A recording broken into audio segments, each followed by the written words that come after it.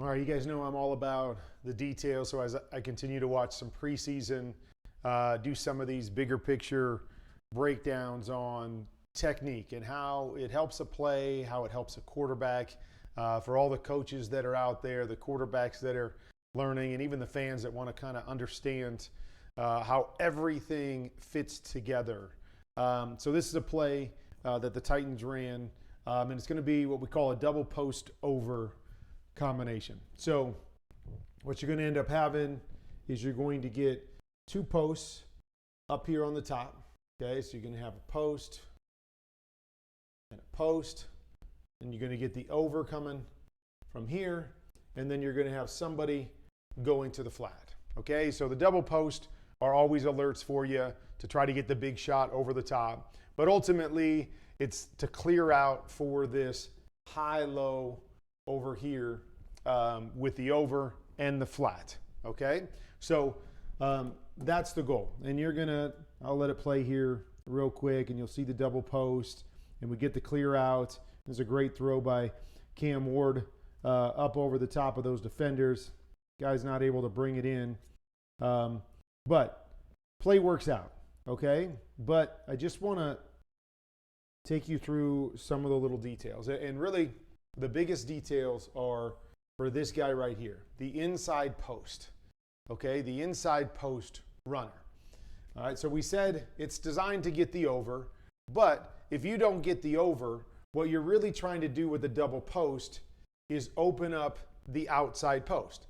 So this guy's responsibility, and we'll just start with the post portion of it, is to pull out any inside safety or pull out any middle safety and try to open up the outside post. Okay, and so what you're going to see on this play is this receiver goes over the top of this defender right here. And what that does is, A, it plays to this defender that I have circled's responsibility, because his responsibility is to the flat. And so if you go over the top of him like this, he can easily play through you, jam you, slow you down, and still get to his responsibility. So that's the first reason that I don't want to do that. I don't want to give him the opportunity to slow me down while also playing his responsibility. The other thing that it does is when I go up and over to the outside, it widens this safety. And so in widening that safety, so I'll play it here and you can watch. So when widening that safety, what's he do? He just, clutters up everything that could possibly open up that outside post. So as a quarterback, again, we're always trying to give the quarterback a clear picture on what his read is as quick as possible. So by doing that, this safety goes wide and over the top, and it just clutters everything up there. Okay, Kurt, what would you do differently? All right, what I would do differently is I would have this guy seam inside. Okay, I'm going to get him to seam inside. So remember, we've got a guy going to the flat. So if I seam inside, the first thing that it does is it puts pressure on this guy right here. I already said he was the flat defender. But if he wants to come in and jam me or chase me a little bit to the inside, what have we done?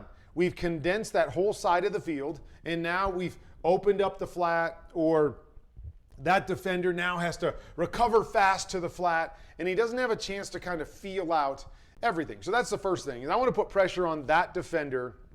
What are you going to do? You're going to chase me inside. It's not your responsibility. You're going to chase me inside. You're going to leave the entire flat open. You're not going to chase me inside. You're going to release me right now. And now I get speed up into the safety. Okay, that's the first part. Second part, when I seam, we got to understand what this guy's responsibility is. If this guy is some sort of too high safety, which he is here, he doesn't want me to get inside of him. If I'm the number 2 receiver, he doesn't want me to get inside of him, because the weakest area of a too high defense is the middle of the field. So when I seam hard inside, that guy now has to make a decision. I seam hard inside, this guy really needs to come in and try to cut me off from going down the middle of the field. That's his responsibility. If he wants to stay wide like that, now we give ourselves a shot right down that hash to throw the football and throw the inside post for a big play. But that's his responsibility. So when I seam inside, I get him moving inside. I get him squeezing, which does what? Takes his attention away from this deep fourth area of the field and gives me a chance to create an opportunity for the big post. Okay, so that's the first part of it, is trying to help open up that outside post, squeeze that safety, get his attention, get him to pull inside, his body language coming inside so we can't turn and spin to the big post. Okay, so that's the first part of why I would seam inside, is to help the outside post on a double post combination. But remember, this is not just double post, it's got an over to it. All right, so if I seam in here, not only am I putting pressure on this guy to make a decision, not only am I putting pressure on this guy to make a decision, but I'm also putting pressure on this guy. Because when I seam inside, now I'm taking myself into his responsibility. What are you going to do? This receiver's coming at you. How are you going to attack this or play this particular situation? Because remember, okay, we got to put it all together. We're trying to throw an over there by that backside, outside the hash, by the numbers area. Okay, so what we're trying to do here is we're trying to pull this guy to the flat. I would love to hold this guy inside somewhere and create the biggest window possible to throw this over. So that's the goal on the play. So not only does this seam help the outside post and possibly get the big post for a touchdown or a big play, but it also has the ability to hold this guy inside. Here, up over the top, hold him inside, create a bigger window past him, right? Create a bigger opportunity for a throw past him if we can stretch this guy outside. When this guy goes outside here, what does this guy do? He's got no worries, so now he can widen and he can condense the throw. Let's watch it again. What does he do? Oh, what's he do? Guy goes outside. Where's he going? He's going right to where we want to throw this over, and now he clouds this thing up. He becomes another factor. Look at where he's at. He's right where we don't want him to be. I don't know, you tell me, if this guy seams in here and then goes vertical, does this guy work all the way out 2, 3, 4 yards outside the hash?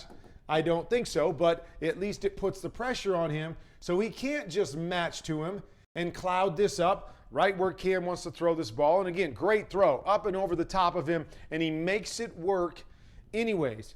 But details of the route make a huge difference on what we do to defenders and how we make it easier on a quarterback. All right, let's take a look at this play here. Okay, so there is a classic play in football called Hank. Okay, and so what Hank is it's double curls on the outside with flats, and then a guy doing what we call an OTB. A lot of people call it an OTB, an over the ball. Okay, I don't like to put him over the ball. I like to keep him to the strong side, but that's a conversation for another day. But a classic combination is Hank. So Tennessee runs a version of that, but it's a deeper version. Okay, so they're going to run 7 stops out here with flats. Okay, so same sort of thing, just a little deeper route. And then they're going to run a deeper kind of OTB here. All right, so let me let it play out. Let you see it one time. Okay, so you see it. We've got, freeze it right there. We've got our 7 stop, OTB, and then our flats coming out here. All right, so a couple things here. Okay, so first thing, most people teach to read this inside out. So they teach to read this over the ball, OTB first. If you've followed me on here for a while, you know that I hate that. I don't like to read it inside out. And I'm going to tell you why in just a second, okay? But they like to read it inside and then off of the squeeze, whether it's a backside squeeze or a front side squeeze, then they work to the curls here, all right? So that's what Cam is doing here. And you see, he's trying to jam it in there, and you see all the bodies that are in there, and it doesn't, it's not that the guy doesn't get inside of him and give you the possibility of making this throw. But this is what I see so often on this particular play is you might complete the inside guy over the ball, but there's bodies everywhere. And as soon as he catches it, boom, boom, guys are getting hit, just like would happen here. But more importantly, it's a really hard play because this guy is holding this off because that's his responsibility. And that to me is the biggest thing. Is I always ask the question is, okay, let's just draw it up like Hank so we can draw it up quicker. But I always ask the question when I'm designing or reading or telling a guy how to read a play is which defender is in the biggest, has the toughest job to cover his responsibility on a particular play. So by reading it in here first, it doesn't make sense because this defender is supposed to play that area. He's already in that area. He has nothing to do to cover that. Okay? Now, if we have this outside curl flat, that puts pressure on this guy. And this guy has the most room to cover on this play. Because if he's got to cover all the way to the flat and he's got to hold off the curl, he's in the biggest bind. He has the toughest job on this play to cover his responsibility. So for me as a quarterback, why would I not want to read the guy that's in the toughest spot to cover? Okay, so as we do this, now let's just say, so this guy comes out here and this guy covers his responsibility and runs to the flat. Perfect. This curl should be open. But if this next guy pushes through to the curl, okay, then my OTB's wide open as more of my check down. So not only do I want to put the guy that's in the biggest bind, do I want to read him first, because that's where I think I get the greatest advantage. But I also like to get the 12-yard route instead of the 5-yard route anyways. I would like to throw the deeper route and pick up a bigger chunk than just settling for the 5-yard route. But what we're really trying to do is, hey, I'm going to put you right into that guy's responsibility. I'm going to run right at him with the idea that it's probably going to hold him most of the time because that's his job.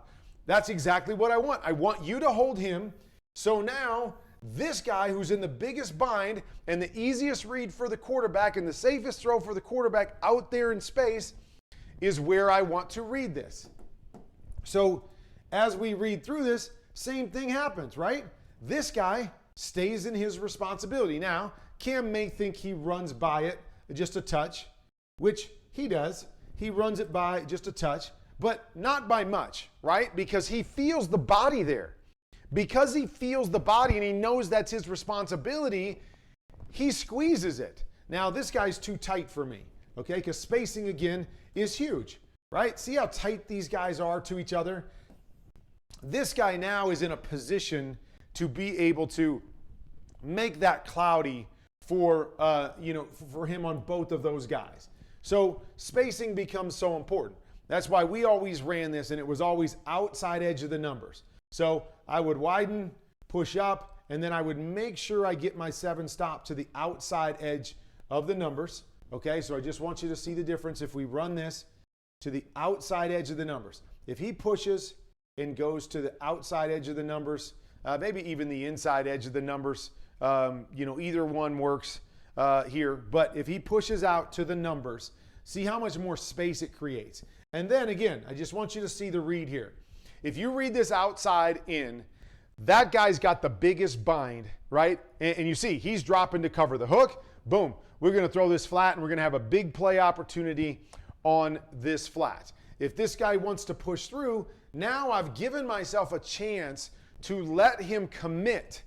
Because here, he didn't fully commit, but Cam's trying to figure it out because of the timing of this play, and he's got to jam this in inside, and it makes it a tough throw, and there's bodies everywhere, and the timing's all a mess.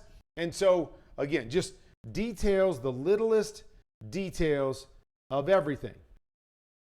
Same thing I would do here is similar to the post that we talked about on the last play. Okay, so we can make this look very similar. I would want to. seam inside first. Seam inside, attack him like you're going to run an OTB.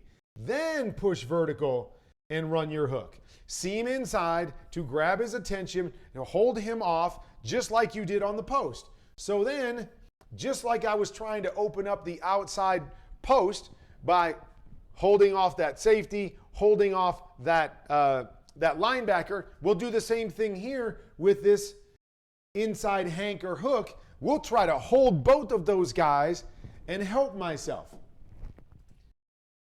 He starts to seam. I'd like to see him seam even more. Seam and hold. Squeeze him. Squeeze him. Hold him inside as much as you can to open up this window to the outside. Again, for me, details, details, details. All right. So now we're going to come to a play, and I'm not really sure what this play is. It's why I put it on here. But it's going to be some kind of an out or corner. It's going to be a flat. And then this guy right here, I'm not sure if he's running a go route or a post route. Okay, but it makes a huge difference. Okay, so again, I want you to see the stacking of all of these plays. The double post, and you know what that would look like on the outside, and that slot defender or slot receivers route. That last play, the deep hank, 7 stops on the outside, how that connects those two outside guys, and then once again, how this connects those outside guys. So I'm going to run this for you, okay? And so you see it. Okay, there's a corner, and again, you tell me what this is. Is that a go or is that a post? I'm not sure, but it's important to know, right? Maybe a post right there. Okay, I can buy that's a post, kind of leans back to the inside. And the reason that's important is because if I'm running a go, I need to force an outside release, what I call a MOR or a must outside release. And the goal by must outside releasing is to put all the pressure on one guy. Okay, so if I can go outside and widen him and get him to turn his hips, or if nothing else, if he wants to play and look back inside, I can get a true 2-on-1 to this side. So if it is a go, you've got to get outside. You've got to widen that guy. You've got to try to grab his eyes. And worst case scenario, you have to put all the pressure on him. So as we run this, if he wants to settle and come off on this one, I got a chance for a big play to the outside. But here, by going inside, you see he's able to see what's going on inside. He's able to keep his eyes back to the quarterback, and he's able to fall off here on this outside route because of that. Okay, so that's if it's a go route. Okay, I think we established that it kind of looks like a post. So let's say it's a post route here. All right, so if it's a post route, okay, no problem with what he's doing. You want to get out, you want to get width, you want to try to grab that guy, get your depth to 12 yards to get him to cover you as deep as possible, right? Assuming that you're going to maybe go into his area of coverage, which is that deep third, fourth of the field on the outside. So you want to attack him with width and you want to attack him with depth to try to get him to carry you as much as possible. Okay, now let's go to the slot receiver. All right, what did we say on all these other plays that we run? So double post, we said seam inside, run your post. On the deep hank, we said seam inside, push vertical, and run your OTB or hook, middle hook over there. Okay, so here's what I'm going to do. I'm going to run this play exactly the same way. I'm going to seam inside, I'm going to push vertical, and then I am going to run my corner route right there. So why are you going to do that, Kurt? Well, the first thing and reason why I'm going to do it is because look what it's done. Look at our route tree now. We've got 3 distinctly different routes that look exactly the same to the defense. They have no idea what we're doing here. They have no idea if I'm going to hook, if I'm going to run through. Now I'm going to go outside. Everything looks exactly the same. Okay? So that's the first part of it. Okay? The second part. What did we say this does when we push in here and go vertical? What's it do? It affects this guy first and foremost. He wants to, stop that guy from going inside of him. It gets his attention because once we get inside of him now, he's got to move and he's got to try to cut off the middle. Okay, even though this isn't a double post, up until that point right there, it has the same features as a double post. So if I can grab that inside safety, just like I could have on double post, if I can grab him, I've got a shot for the big post no matter what I do as that slot receiver. Whether I hook, whether I run through, whether I run the corner, if I can grab that guy, we got a shot at the post up over the top, which again puts pressure on this guy because he's trying to play through this and read through this and knows and thinks that he's got help inside. So when that guy goes inside of him running a post, he's sitting outside leverage. But if we can grab that safety who's supposed to play the inside portion of the field and take away that post, if we can grab him, we got a chance for a touchdown. So that's the first reason why I'd like to see him inside, because I want to keep it the same as everything else. I'd love to grab that safety and possibly get the touchdown. But here is the other reason, okay? So when I see him inside and push vertical, what it does to this guy is a difference maker, right? Because we've already shown the double post aspect of it. When I disappear to the inside as a slot receiver, that is a long way for this corner to read through and see that guy coming out into his area. So when I see him inside, I kind of disappear to that outside corner. He doesn't see me. He doesn't expect me necessarily to come back outside. So now he's getting more locked in on this outside receiver and going to cover him because he doesn't see anything else coming. As we run this through right here, he sees it all. He sees everything right in front of him.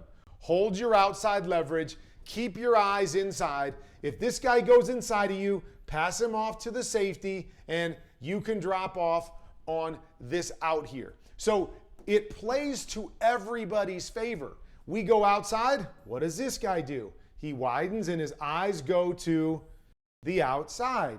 We're playing into the defense's hands when we know their responsibilities. We have to attack them. Here's the other thing that it does, okay? So we do this and they cover it right. This guy falls off and covers deep. This guy falls and takes away the post. So now we end up with this right here, okay? That seam inside, once again, puts pressure on this flat defender. What do you want to do? You have to cover all the way out to the flat. If I seam inside of you, even though you don't want me to get inside of you, what are you going to do? Are you going to jam me? If you jam me, flat comes wide open. There's nobody else out there. If you let me go because you know that there's a flat coming, then once again, you give me a 40-yard dash, a free release to the safety, putting all the pressure on the safety because I'm getting up on his toes really, really fast. And now we're making the defense think. We're attacking their responsibilities, right? We're forcing them to have to make quick decisions.